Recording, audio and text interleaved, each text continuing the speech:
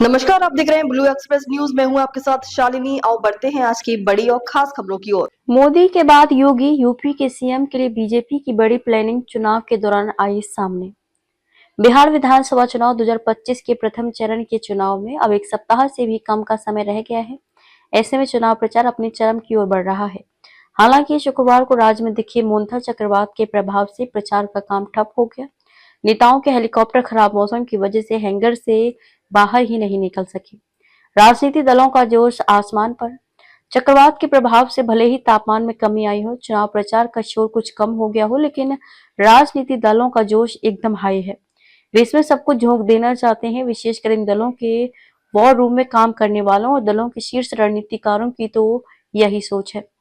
NDA के प्रमुख घटक दल भारतीय जनता पार्टी यानी कि बीजेपी के स्टार प्रचारक पीएम नरेंद्र मोदी और यूपी के सीएम योगी आदित्यनाथ को लेकर एक बड़ी प्लानिंग सामने आई है।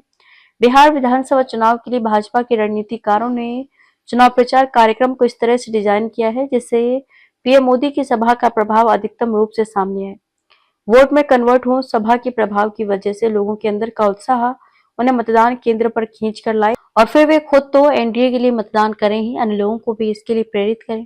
अनुपूरक के रूप में देखा जा रहा।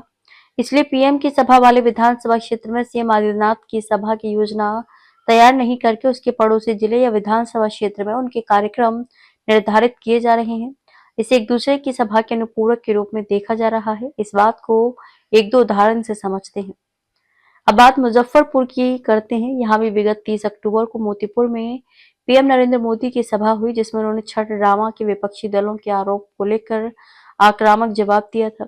इसके बाद भाजपा के रणनीतिकारों ने सीएम आदित्यनाथ की एक सभा मुजफ्फरपुर में भी कराने की योजना तैयार की है। 3 को होगी सभा। इसकी तिथि भी तय हो गई है, 3 नवंबर, यानी कि 3 नवंबर को जिले में योगी आदित्यनाथ की सभा होगी। हालांकि अभी स्थान निर्धारित नहीं किया गया है। यह यहाँ के समीकरण को ध्यान में रखते हुए किया जाएगा।